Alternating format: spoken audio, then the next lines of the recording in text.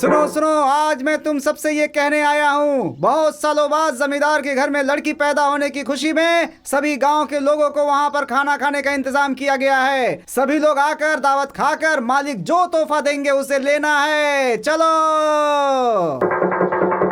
अरे काका, बहुत सालों के बाद जमींदार के घर में लड़की पैदा हुई है।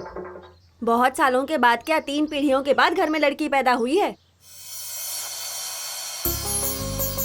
माँ पिताजी, आप दोनों तो नहीं रहे, लेकिन आपकी कमी हम तीनों को हमेशा खलती रहती है। मुझे आशीर्वाद दीजिए कि मैं अपनी बहन की अच्छी से परवरिश कर सकूं।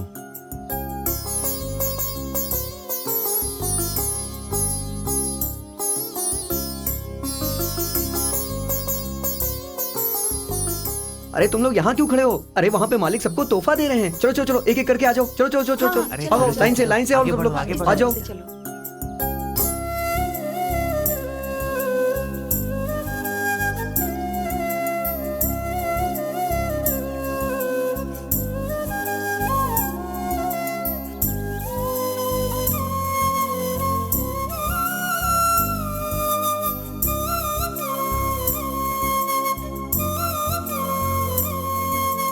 सुब्बाराव, कोई और बचा है? कोई नहीं है मालिक।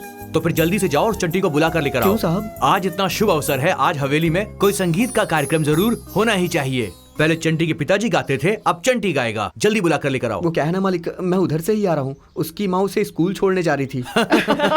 किस लिए पढ़ाई करेगा? आखिर चंटी को बड़ा होकर गाय भैंसी तो चराना है ना। सुनिए, वो बुद्धू नहीं है, बस उसमें दिमाग की थोड़ी कमी है। वो 7वें महीने में ही पैदा हुआ, बस इसी वजह से उसमें ये कमी रह गई है। पर वो दिल का बहुत अच्छा है, उसे स्कूल में भर्ती कर लीजिए। सुनो कांता बहन, मैं आपका दर्द समझता हूँ, लेकिन आपके बेटे को इन छोटे बच्चों के बीच में कैसे बैठा सकता हूँ? मैं अपने पति से भी कहती थी कि इसे पढ़ाएंगे लिखाएंगे, पर उन्हें ये पसंद नहीं था। इसीलिए थोड़ा बहुत गाना सिखाकर वो इसे मेरी गोद में छोड़कर चले गए। अब तो हमारा जीना ही मुश्किल हो गया है। अगर वो गाना ही गाएगा तो कैसे चलेगा? अरे ओ चंटी, चल, तुझे मालिक बुला रहे हैं। वो क्यों? क्या क्या, उनकी बहन का जन्मदिन है, तुझे गाने के लिए बुलाया है। गाना गाने हाँ, के लिए? चल। चलो। सुनो कांता बहन, आप अच्छी हो इसीलिए मैं कह रहा हूँ। चाहिए तो मैं आपके बेटे को मुफ्त में खाना खिलाने का इंतजाम कर सकता हूँ। कोई बात नहीं मास्टर जी, भगवान की दया से खाने पीने को तो सब कुछ है। 4 अक्षर सीख लेगा तो दुनियादारी समझ जाएगा। अब उसकी किस्मत ही खराब है तो आप भी क्या कर सकते हैं। चलती हूँ मास्टर जी, आप उसके बारे में सोचिएगा। नमस्ते। अरे ये कहाँ चला गया? जमींदार के यहाँ से बुलावा आया था, वो वहाँ गाना गाने गया है। मेरे पति भी गाने की वजह से मुझे हमेशा दुखी करते रहे, अब बेटा भी गाना गाकर मुझे रुला रहा है। पश्चिम दिशा के खेत का हिसाब 20,000 मालिक, और जो नारियल का हिसाब है उसका 25,000 है मालिक। पश्चिम दिशा के खेत के पिछले महीने का हिस्सा 25,000, नारियल बागीचे का। भैया, शास्त्री जी आ रहे हैं। आइए शास्त्री जी आइए, मैं आपकी ही राह देख रहा था। दीर्घायुष्मान भव, सकल आयुष्मान प्राप्तिरस्तु। शास्त्री जी, मेरी बहन 5 साल की हो चुकी है। मैंने उसे अक्षरों का अभ्यास तो करवा दिया है, अब उसे स्कूल भी भेजना चाहता हूँ। अब मेरी बहन 6 साल की होने वाली है। मैं चाहता हूँ कि आप उसकी कुंडली भी बना दीजिए। आपकी खबर सुनकर मैं समझ गया बेटा, नंदनी की कुंडली बहुत अच्छी है। इसकी वजह से आपके परिवार का मान मर्यादा धन दौलत सब बढ़ जाएगा। तुम्हारी बहन को तुम लोगों पर रहने वाला मान सम्मान और तुम लोगों से उसका प्यार दिन ब दिन बढ़ेगा। लेकिन क्या हुआ शास्त्री जी? कोई ऐसी बात है जो आप हमसे बताना नहीं चाहते? वो इसके विवाह के बारे में।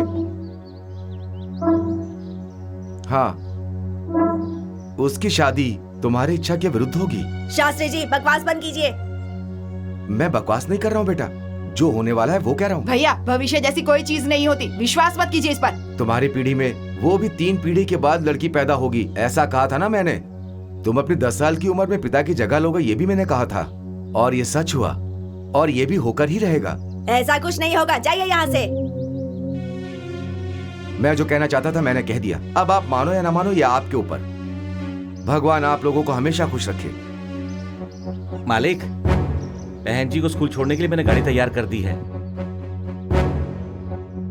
नंदिनी स्कूल नहीं जाएगी। भैया, हाँ, अब स्कूल यहाँ पर आएगा। मैं इंग्लिश टीचर हूँ। मैं मैथ्स टीचर हूँ। मैं साइंस टीचर हूँ। मैं हिस्ट्री टीचर। नंदिनी को आप लोगों को यहीं पे पढ़ाना होगा। जितना पैसा बोलेंगे आप, मैं उतना पैसा दूंगा। ठीक है मालिक। और उस दिन से नंदिनी का स्कूल और मंदिर सब उसके घर में ही होता था।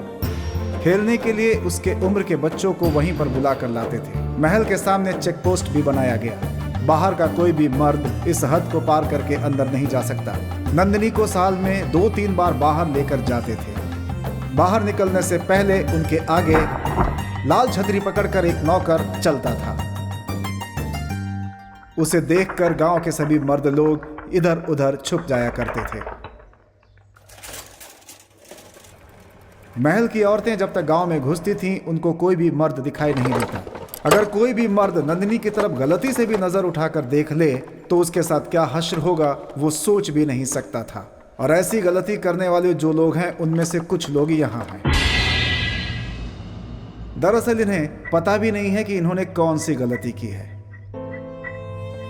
और ये हैं नंदिनी के सबसे छोटे भैया। जल्दी काम करो। दरअसल इन्हें ऐसी सजा दिलाने में बहुत मजा आता है। और कितना दिन मालिक ऐसा होगा? छोटी मालकिन की शादी होने तक। और ये नंदिनी के दूसरे भैया और उसकी भाभी, और ये उसके बड़े भैया। दोनों भाई इनकी बातों को बहुत मानते हैं। इनके लिए इनकी बहन उनकी जान से भी प्यारी है। और ये है नंदिनी की बड़ी भाभी। बचपन में ही माँ बाप को खो देने वाली नंदिनी को इन्होंने अपनी सगी बेटी की तरह पाला है। और यह है राजकुमारी का कमरा।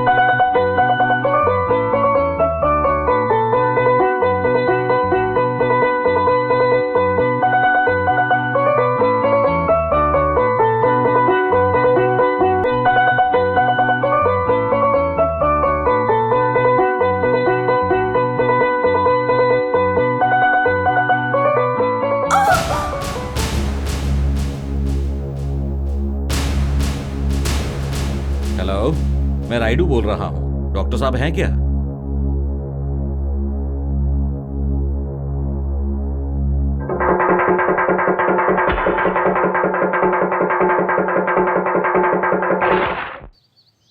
ए कांता, अरे ओ कांता,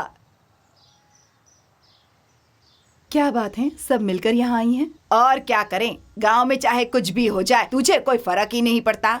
तुझे पता नहीं क्या, जमींदार की बहन बड़ी हो गई है। अरे अब वो बच्ची नहीं रही, बड़ी हो गई है। ओह, ऐसी बात है। आज गांव के किसी भी घर में चूल्हा नहीं जलना चाहिए। जमींदार साहब ने ऐसा कहा है। सबका खाना वहीं होगा। मैं किसी भी शुभ कार्य में नहीं जाती। आजकल तू कुछ ज्यादा ही सोचने लगी है। गांव के किसी भी शुभ कार्य में तू नहीं आती है। ये पुराने जमाने की बात है। हमारे गांव में तुम्हारी जैसी कितनी औरतें हैं, सब तेरी तरह सोचती हैं क्या? मैं अपनी तुलना किसी के साथ नहीं कर सकती। आप जाइए यहाँ से। उसे समझाने का कोई। अरे रुक। अरे चंटी तू है? क्या बुढ़िया, सारी बुढ़िया लोग मिलकर कहाँ जा रही हैं? हमारी बातें छोड़िए, बता केला तोड़ने की जगह ये केले का पेड़ उखाड़ कर क्यों ले आया, बता तो। ये बात तो मैं माँ से पूछूंगा। पहले ये बताओ तुम लोग कहाँ जा रही हो? जमींदार साहब की बहन बड़ी हो गई है। गांव वालों को खाने की दावत मिली है। क्या कहा? नंदिनी बड़ी हो गई है? लेकिन अचानक ऐसे बड़ी कैसे हो गई?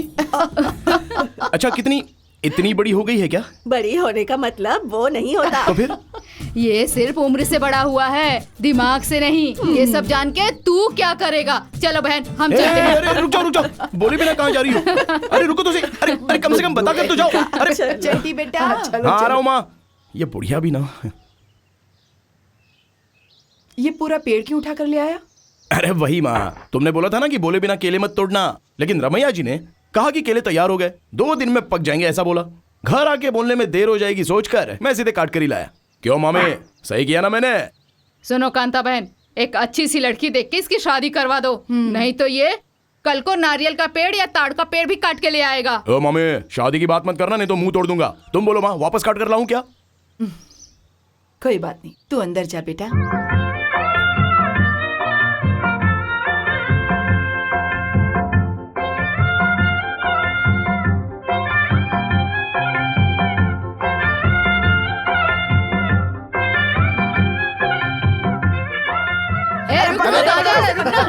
किसे रोक रहे हो तुम लोग? हाँ? खाना बनाने वाले सुबैया को। हाँ, सभी बुढ़िया मिलके रास्ते में जमा होकर क्या कर रही हैं? ए, किसे बोला? तुझे। मुझे? हाँ, हम लोग क्या तुझे बुढ़िया दिख रही हैं? हाँ? हैं? बुढ़िया बुलाता है हम लोगों को? नहीं माँ जी, आप लोग बुढ़िया की तरह नहीं दिख रही हैं, जवान लड़कियों की तरह दिख रही हैं। 14 साल की यंग लेडी, मैं ही बुढ़ा हो गया हूँ। सही कहा। चल, अब ठीक है, अब तू सही रास्ता पकड़।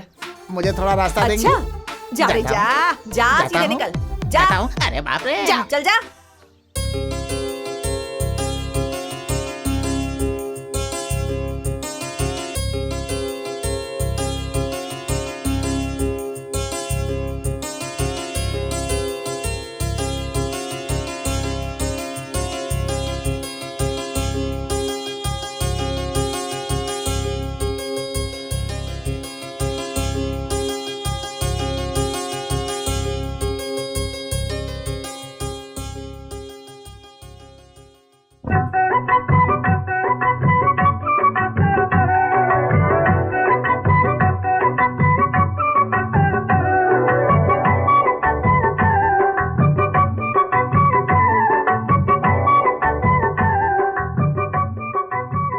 अच्छा मामी, एक बात बताओ, ये बड़ी होने का क्या मतलब है?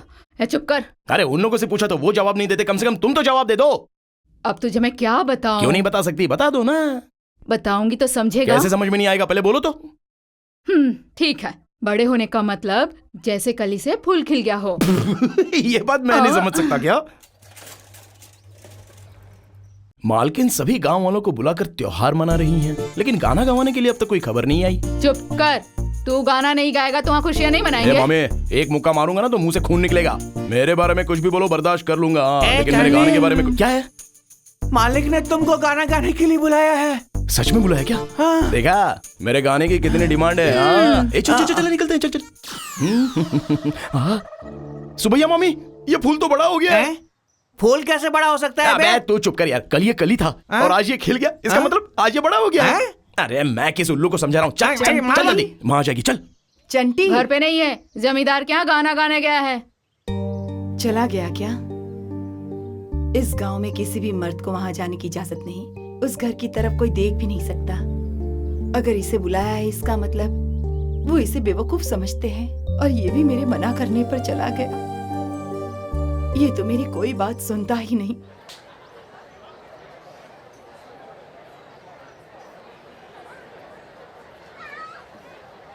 मेरी शादी है, मेरी शादी है, मेरी शादी है। रुक, रुक।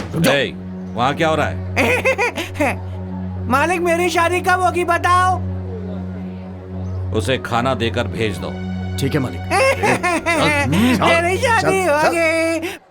वाह वाह वाह वाह वाह, क्या लोग थे, क्या लोग थे। वो औरतें नहीं थी, सिर्फ मूंछ की कमी थी। मर्द लोग भी फेल हो जाए। एक चिकन बोलती है, दूसरी मटन बोलती है, और एक कटहल की भाजी बोलती है। अरे बाप रे, आज सारा दिन काम करके हालत खराब हो गई है मेरी तो। गलती उनकी नहीं, खाना इतना बढ़िया था, सब हाथ का कमाल है। जरा कोयता लेके आना तो मैं अपना हाथ ही काट लूंगा। चुप कर तू। ऐसे बोल रहा जैसे सारा खाना इसी ने बनाया हो। हाँ, मछली का सालन तो छोटू ने बनाया है, और मटन वगैरह तो मलैया ने बनाया था, और मुर्गी दिनेश ने बनाई थी, और बिरयानी तो सुरेश ने बनाई थी। अबे चुप कर, ज्यादा बोलो तो यहीं पीस दूंगा तुझे। अभी तक जितने लोगों का नाम लिया, पता है कौन है वो? एक समय वो सब मेरे शिष्य थे, जैसे तुम लोगों में एक समय वो लोग भी ऐसे ही थे। तुम लोग हर रोज मेरी पोजीशन भूल रहे हो बे। मैं कौन हूँ? हेड कुक, और तुम लोग एक मामूली असिस्टेंट कुक। चाहे कुछ भी बोल, है तो तीनों बावर्ची ही। अबे बावर्ची नहीं, कुक। सुबैया माँ जी, कल के लिए मच्छी, झींगा, केकड़ा, मुर्गा सब मंगा ले।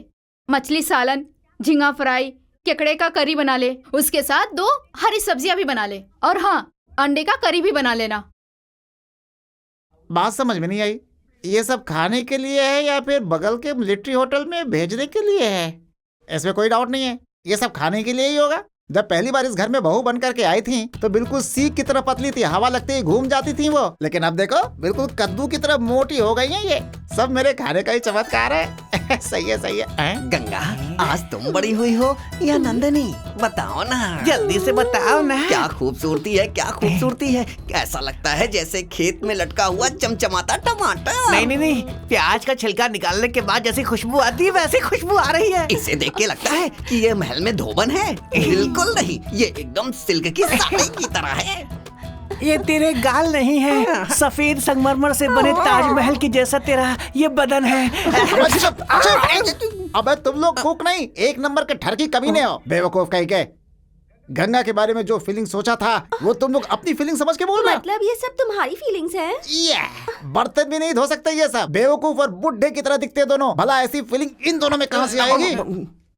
अच्छा हुआ मैं सही टाइम पे आ गया, वरना ये सारी फीलिंग्स उनकी फीलिंग है ऐसा मानकर तुम फील हो जाती और तुम्हारे चक्कर में मैं फील हो जाता है। मैं जानती हूँ कि ये सारी फीलिंग्स उनकी नहीं है। हाउ? कैसे? परसों जो फिल्म रिलीज हुई उसके डायलॉग्स हैं ये। ये सारे डायलॉग सुने हुए हैं, पर तुम्हारे मुंह से सुनकर ऐसा लग रहा है जैसे गरम तवे पर ठंडा ठंडा पानी डाल दिया हो। उससे क्या होता है? उबल रहा है। अरे बाप रे बाप रे बाप रे, ये बर्दाश्त नहीं कर पाऊंगा।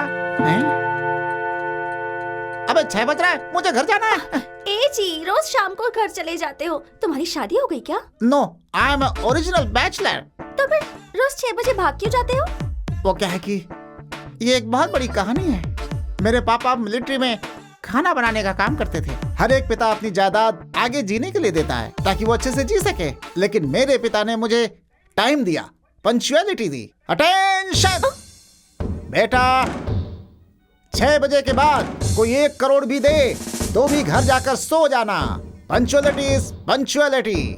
ऐसी कसम देकर वो बेचारे मर गए। मेरे पिता की आत्मा को शांति मिले इसलिए मैं आज भी अपने पिता का वादा पूरा करता हूँ। ठीक 6 बजे अपने घर चला जाता हूँ, इसलिए मुझे जाना होगा। पापा, पापा, क्या फेस है आपका पापा? कितने मासूम बनकर आप मुझे देख रहे हैं। पिताजी के किए पाप को बेटे को भुगतना पड़ता है ऐसा कहते हैं, लेकिन रात को आपने ऐसा कौन सा गुनाह किया है पता नहीं, मुझे रात को दिखाई नहीं देता।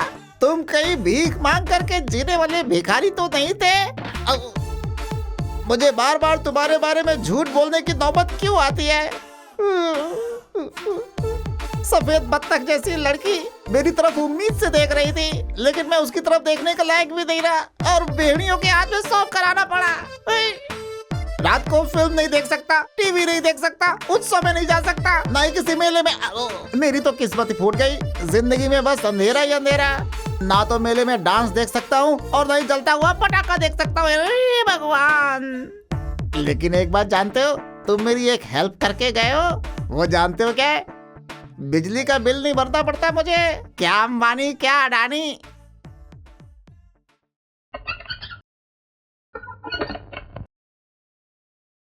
बेटा, क्यों आया इस घर में? उसी घर में रह जाता ना। माँ के हाथ से बने खाने से तो वो अच्छा ही होगा ना। क्या माँ, ऐसा क्यों कह रही हो? मैं वहाँ पर खाना खाने नहीं गया था, वहाँ पर मैंने 1 गिलास पानी तक नहीं पिया। हाँ, वैसे भी तुम्हारे खाना खिलाए बिना मैं कभी खाता हूँ क्या? माँ, महल में मेरे गाने की सबने बहुत तारीफ की। महल ही क्या, मैं कहीं पर भी गाता हूँ ना तो लोग मेरी तारीफ करते हैं। सिर्फ आप अकेले ही नहीं आती है।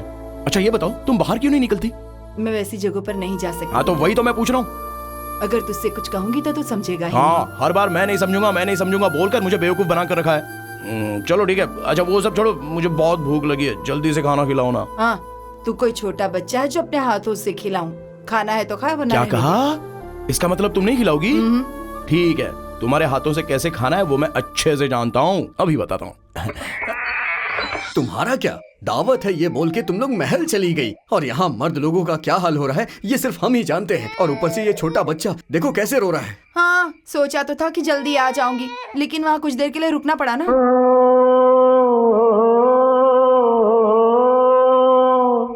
देखो जी, छंटी ने गाना शुरू कर दिया है, अब ये अपने आप चुप हो जाएगी।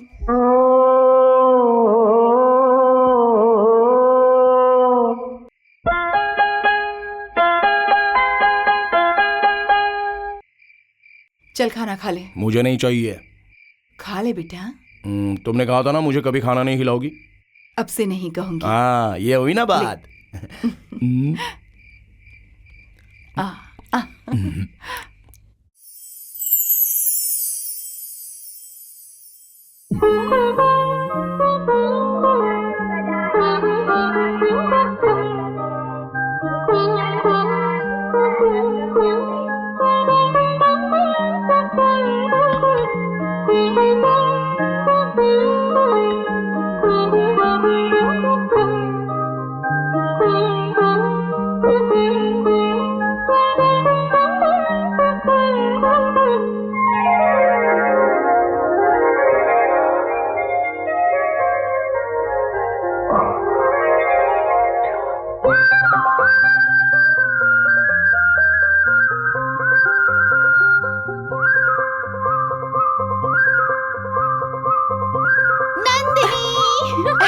तुम लोग आ गई।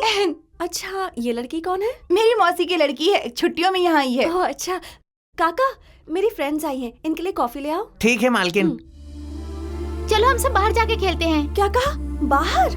हाँ। अरे हमने पहले ही बताया था, ये बाहर नहीं जाएगी। इसकी दुनिया इसी चारदीवारी में है। अच्छा नंदनी, बुरा नहीं मानो तो एक बात पूछूं क्या? पूछो ना। तू हर वक्त घर पे रहती है, कहीं बाहर नहीं जाती, तेरा मन नहीं करता? हम लोग तो जहाँ चाहे जा सकते हैं, खेल सकते हैं। हम कभी खेत में खेलने जाते हैं, तालाब में नहाते हैं, बगीचे में खेलते हैं। तेरे जैसे हर वक्त जेल में कैद नहीं रहते। तुम्हें यहाँ आना पसंद नहीं तो मत आओ। मेरे घर में किसी चीज की कमी नहीं है, तो फिर मैं बाहर क्यों जाऊँ? ठीक है छोड़ो, हम तो मजाक कर रहे थे, माफ कर दो हमें। अच्छा चलो आंगन में खेलते हैं।